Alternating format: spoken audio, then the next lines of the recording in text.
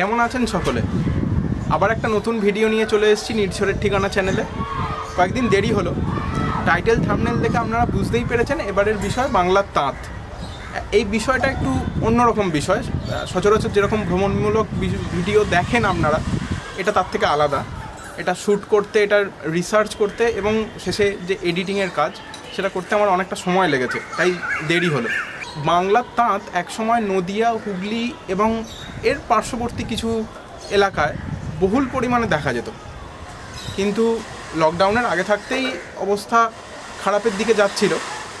আর lockdown পরবর্তী সময়ে তাঁত বিলুপ্তির পথে। আমি চেষ্টা করেছি আমার ক্যামেরার মাধ্যমে কিছুটা এই তাঁত ধরে রাখার, তাঁতের মেশিন কিভাবে চলে, তাঁত কাপড়, হ্যান্ডলুম আর পাওয়ারলুমের কী পার্থক্য, এই বিষয়গুলো আমি তুলে ধরার চেষ্টা করেছি। সেটা আপনারা ভিডিও দেখতেই পাবেন। আর তাঁত শিল্পীদের সাথে কথা বলেছি, তাদের কষ্টের কথাও শুনেছি, রেকর্ড করেছি। আপনারা শুনুন, তাদের পাশে থাকার চেষ্টা করুন, তাঁতের কাপড় কিনুন তাদের থেকে। এই রকম এক্সপেরিমেন্টাল ভিডিও যদি আপনাদের ভালো লাগে, আমার এই ভিডিওটা লাইক করবেন, শেয়ার করবেন, আর যদি সাবস্ক্রাইব করেন আমি এরকম এক্সপেরিমেন্টাল কাজ করতে আরও উৎসাহ পাবো। তাহলে চলুন শুরু করি।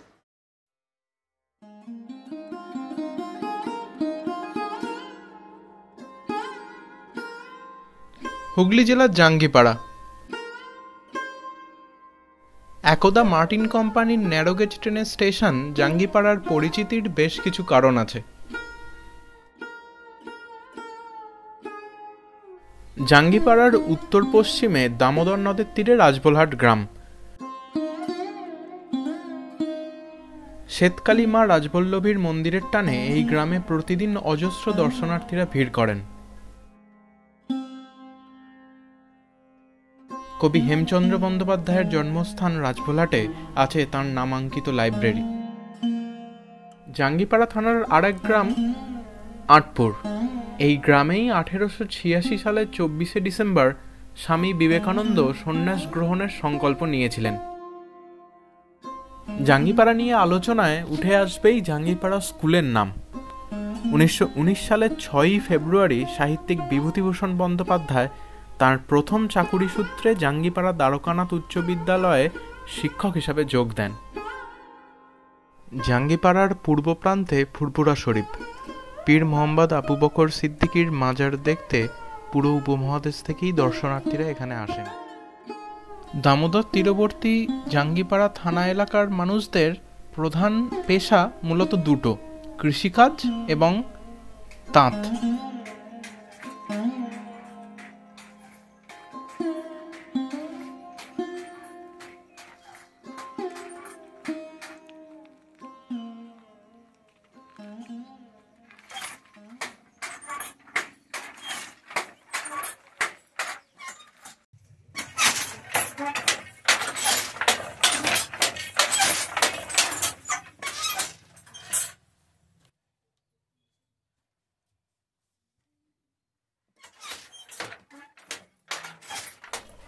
বাঙালিদের পোশাক বৈচিত্র্য চোখে পড়ার মতো।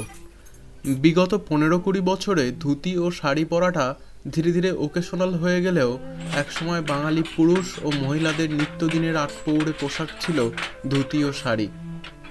আর এই ধুতি ও শাড়ি মানেই তাঁত। তাঁতের আনুমানিক বয়স 500 বছরেরও বেশি। বলা হয় মোগল সাম্রাজ্যের সময় তাঁতের খ্যাতি বৃদ্ধি পায়। এই সময় মসলিন তাঁত ব্যবহার করতেন অপেক্ষাকৃত ধনী বা রাজ পরিবারের মানুষেরা, আর সুতির কাপড় ব্যবহার করতেন বাদবাকি সাধারণ মানুষ। পরবর্তীকালে যখন ভারতে ব্রিটিশ রাজত্ব শুরু হয়, ঠিক তখন ইংরেজ সরকারের চক্ষুশূল হয়ে দাঁড়ায় তাঁত শিল্প। ম্যানচেস্টারে তৈরি কাপড় ভারতীয় বাজারে ভরিয়ে দিতে চেষ্টা করে ব্রিটিশ সরকার। সাথে সাথে তাঁত এবং তাঁত শিল্পে বাধা নিষেধ আরোপ করা হয়। কিন্তু এই কঠিন সময়ের মধ্যেও হার মানেনি তাঁত। অনেক চড়াই উতরাই দেখলেও নিজেকে ঠিক টিকিয়ে রেখেছিল বাংলার এই ঐতিহ্যশালী শিল্প।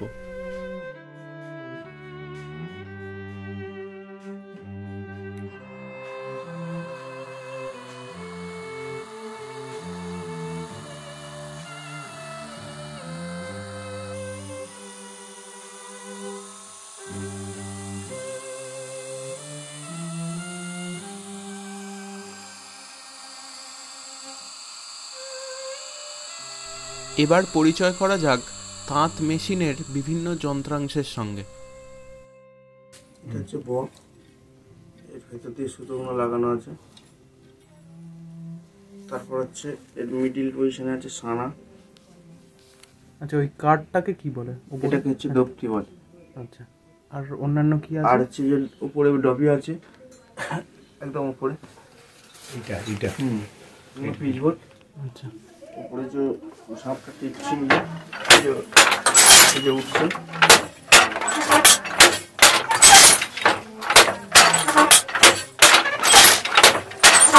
একটা ডবি খেলছে, আর এই হচ্ছে পিচবোর্ডটা নামছে।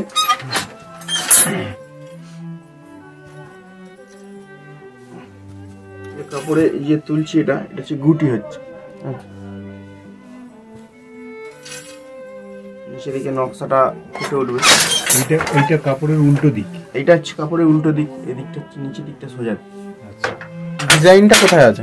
ডিজাইনটা নিচের দিকে হচ্ছে। না মানে ডিজাইনটা করা আছে কোথায়, যেটা থেকে কাপড়ে উঠছে? ওই যে এইটা স্ক্রুগুলোটা আছে, এইটা ওইটা ঘুরছে, নকশা হচ্ছে।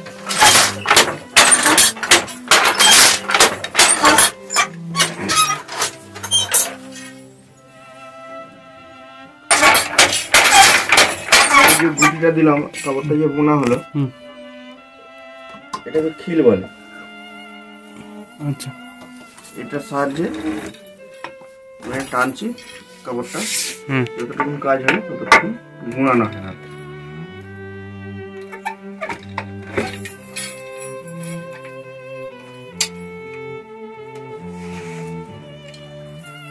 এইগুলোর মধ্যে দিয়ে রেশম লাগানো আছে। আচ্ছা, যার মধ্যে দিয়ে ওই উপর থেকে ডাঙির মাধ্যমে ওটা নামা করছে, নকশাটা হচ্ছে।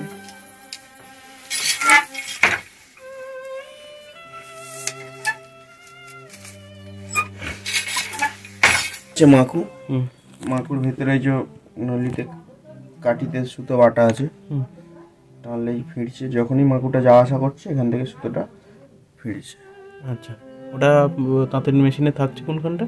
এটা তাঁতের মেশিন, এই যে এটা হচ্ছে মেড়া। যখনই এটা ঠেলছি, এই টানছি, তখনই এদিকে চলে আসছে, যাওয়া আসা করছে।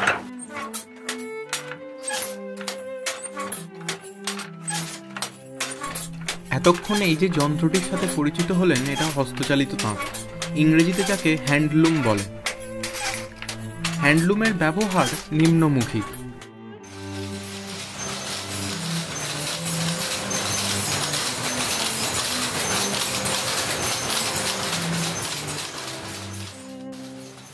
হস্তচালিত তাঁতযন্ত্রের ধারণাকে কাজে লাগিয়ে 1784 সালে এডমন্ড কার্টরাইট পাওয়ারলুম বা যন্ত্রচালিত তাঁতের ডিজাইন করেন। এক্ষেত্রে হস্তচালিত তাঁতযন্ত্রের ডিজাইনকে উন্নত করে বৈদ্যুতিক সুবিধাকে কাজে লাগানো হয়। এর 1 বছর পর যন্ত্রটি তৈরি করা হয়। পরে আরও প্রায় 2 দশক চলে যায় এই যন্ত্রের উন্নতি সাধনের জন্য। স্বাভাবিকভাবেই হ্যান্ডলুমের তুলনায় পাওয়ারলুম অধিক পরিমাণে কাপড় তৈরি করতে পারে। হ্যান্ডলুম পুরোপুরি ম্যানুয়াল সিস্টেম, কিন্তু পাওয়ারলুম অটোমেটিক্যালি কাপড় বোনে। এখন পুরো পৃথিবীর বেশিরভাগ কাপড় পাওয়ারলুমে তৈরি করা হয়। গার্মেন্টসের কাপড় বলে আমরা যেসব কাপড় বাজারে দেখি, সেগুলো এই পাওয়ারলুমেই তৈরি।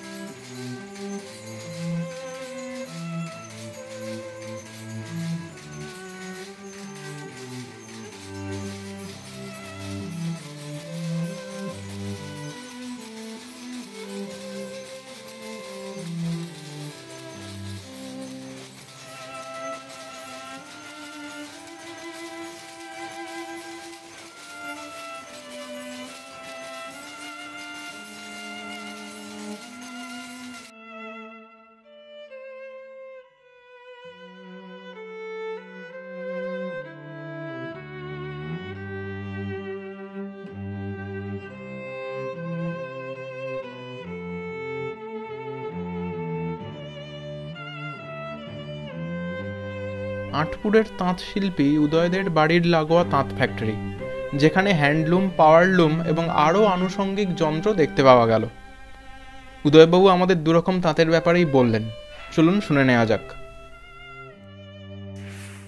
দেখুন, এটা তো সবসময় হ্যান্ডলুম, কাপড়ের কোয়ালিটি দেখতে গেলে কিন্তু মানুষ চায় হ্যান্ডলুম, পিওর হ্যান্ডলুম। হ্যান্ডলুমে শাড়ি বোনার মতো তো ছেলে নেই, সবাই তো ওই লাইন ছেড়ে দিচ্ছে। নতুন প্রজন্ম তো আর আসছে না এই লাইনে, যারা ঢুকে গেছে গেছে। এটার বাজার আছে? এটার বাজার বলতে গেলে দেখুন, বাজার অ্যাকচুয়ালি এখন তো সবাই চাইছে কম দামে শাড়ি।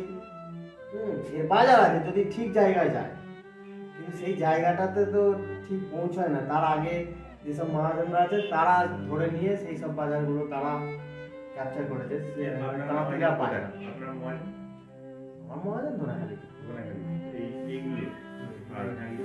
সব সব যেমন ধরুন দুর্গাপুজোর আগেটায় যখন খুব চাহিদা হয় বৈশাখ মাসের পর থেকে, তখন আমাদের কাজটাও বাড়ানো, মানে সময়টা দিয়ে যেমন চাহিদা থাকলে যেটা হয় আর কি, চাক থাকে তখন মানে শাড়ি তৈরি করা বোনা। যেমন তখন মানে মহাজনও চায় যে আমার কালকেই আমাকে চাকরি এই শাড়িটা দিতে হবে, তখন আমাকেও কাজ করতে হয়। হ্যান্ডলুমে দিনে কটা হয়? হ্যান্ডলুমে আমাদের যে ছেলেরা বোনে মোটামুটি একখানা করে প্রায় বোনে। প্রত্যেকটা মেশিনে একটা করে?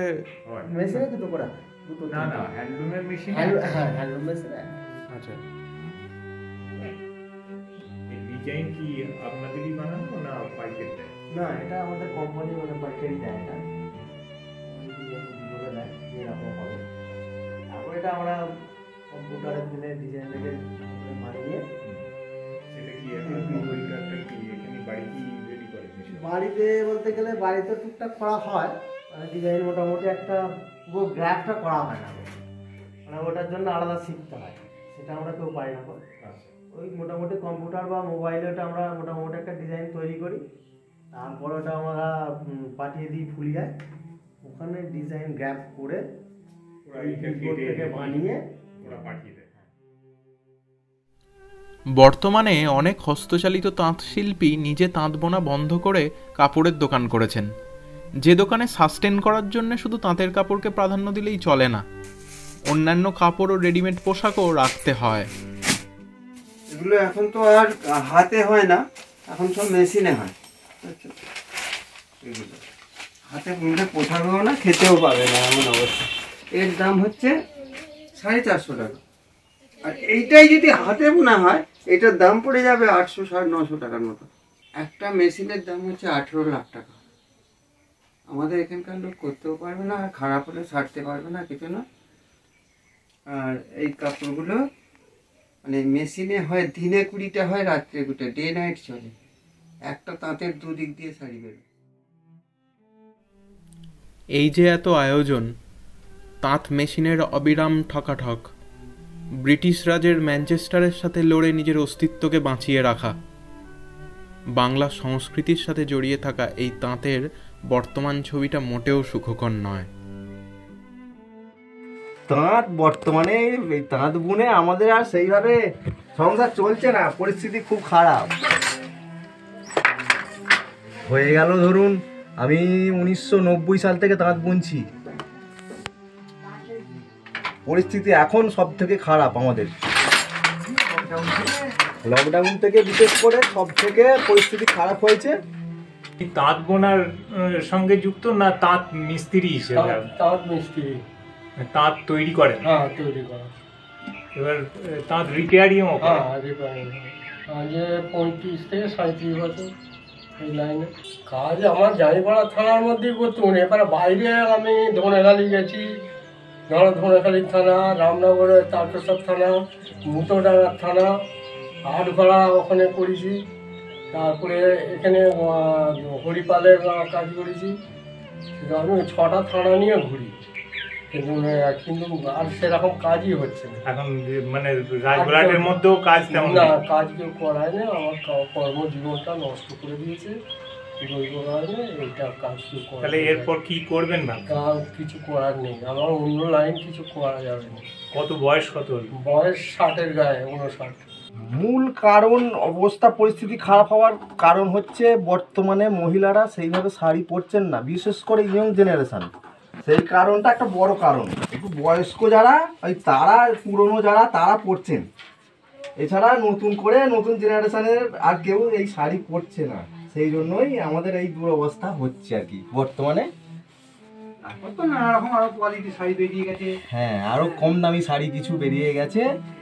যেসব মেশিনে বোনা। হ্যাঁ, মেশিনে বোনা শাড়ি, সেই সবগুলোর কোয়ালিটি আরও অনেক কমা। সেইগুলোর জন্য আবার পরিস্থিতি আমাদের খারাপ হয়ে আসছে। মোটামুটি লকডাউন থেকে পরিস্থিতিটা বেশি খারাপ হয়েছে। বাজার বিক্রি বাটা সব থেকে মার্কেটিংটা খুব খারাপ হয়েছে ওই লকডাউন থেকে। এই সুতোর দাম বেশি, মজুরি নেই, মজুরি কমে গেছে বলছে সুতোর দাম বেশি। কাপড় দিতে গেলে কাপড় যেটা 1200 টাকা কাপড় বলছে 1050, এরকম বলছে আমার মজুরি কমে যাচ্ছে, অনেক দাম কমে গেছে। বয়সস্থগুলো বুনছে ওই 60-65 কি 50-এর মধ্যে এইগুলো বুনছে, তারপরে ওর ছেলেরা আত্মাতে আসে। এই 2 থেকে 5 বছরের মধ্যে আর থাকবে না। এটা এই সমস্যাটা কতদিন শুরু হয়েছে? এটা লকডাউন থেকে। লকডাউন, হ্যাঁ, লকডাউনের পর থেকে এটা শুরু হয়েছে। তার আগে কাজ মোটামুটি ভালো ছিল। ভালো হয়েছে। আর এই বছরখানেক আমার একদম ডাউন হয়ে গেল। সপ্তাহে 200 টাকা রোজগার। 5 দিন বসে ওই এখানে 1 জোড়া বেড়া কাটছি, ওখানে 1 জোড়া বেড়া কাটছি, ওই 2 দিন বেরিয়েছি। কাল থেকে বসছি, আজও বসছি, কালকে 900 টাকা আছে, 2 জোড়া বেড়া আছে, ও কী হবে ডাকছে না। তাই সমাধান তো কিছু দেখতে পাচ্ছি না। যদি শাড়ির পরা না হয় তো শাড়িটা তৈরি করে কি হবে, বিক্রি হচ্ছে না সেইভাবে।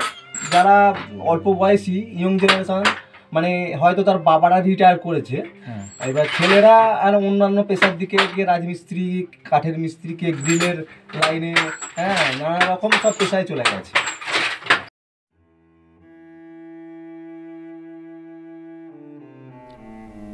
একটা অতিমারি। অন্যান্য কটেজ ইন্ডাস্ট্রির মতোই তাতেই দেওয়ালে পিঠ ঠেকে যাওয়া। বেশিরভাগ শিল্পীরই বয়স হয়ে গেছে। শারীরিকভাবেও তাঁরা আর যথেষ্ট সচল নন যে এই পেশা ছেড়ে নতুন কিছু খুঁজে শিখে নেবেন। এমতাবস্থায় বিকল্প কি কিছুই নেই? রাজবোলহাটে দেখা হলো সত্যচরণ বাবুর সাথে, যিনি তাঁতের মেশিনে সিল্ক বুনছেন।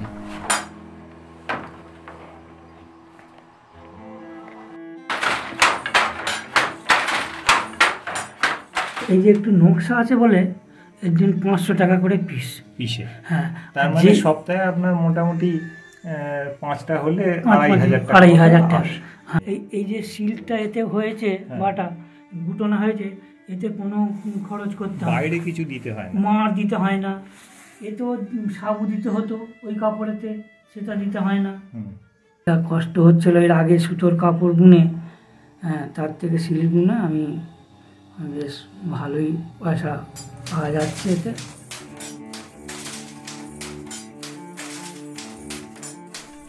সত্যচরণ বাবুর কথায় কি একটু আশার আলো দেখা গেল?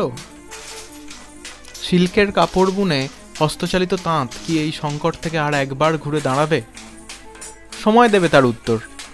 এই শিল্প পুরোপুরি বাজারের ওপর নির্ভরশীল। চাহিদা তৈরি হলেই তবে উৎপাদন বাড়বে, আর উৎপাদন বাড়লেই বাঁচবেন শিল্পীরা, বাঁচবে শিল্প।